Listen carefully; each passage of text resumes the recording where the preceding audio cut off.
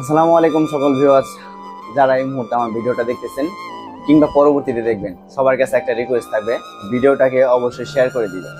Share করবেন এই কারণে, কারণ আপনারা আমার ভবিষ্যৎ প্রজন্ম, আমাদের সন্তানদের ভবিষ্যৎ ভালোর জন্য যারা এই সকল কর্মকাণ্ডগুলো প্রতিটা জেলায়, প্রতিটা থানায়, ইউনিয়নে, ওয়ার্ডে, গ্রামে করে বেড়াচ্ছে। মাদক সেবনকারীর চাইতেও মাদক পাচারকারী বেশি অপরাধী। কারণ একজন মাদক সেবন করে তার নিজেকে সে শেষ করে, হয়তো বা তার পরিবারটাকে শেষ করে, তার পরিবারের হালটা সে ধরে না, কিন্তু মাদক পাচারকারী পুরো দেশটাকে শেষ করে দেয়, একটা সমাজকে শেষ করে দেয়।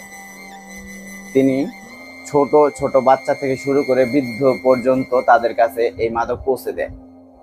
এদের নির্মূল করতেই হবে, সেটা আপনার আর আমার জন্য না হলেও আমাদের ভবিষ্যৎ প্রজন্মের জন্য হলেও এদেরকে নির্মূল করতে হবে।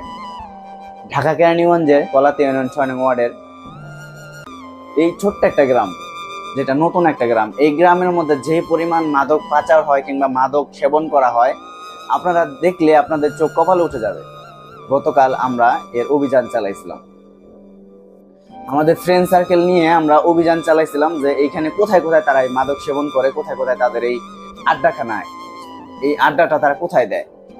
যেগুলো আমরা দেখতে পেলাম যে এমনও কিছু জায়গা আছে সেইখানে তারা শুধু মাদক সেবন করে না, সেখানে তারা নারীদেরকে এনেও তারা দৈহিক চাহিদা মেটায়।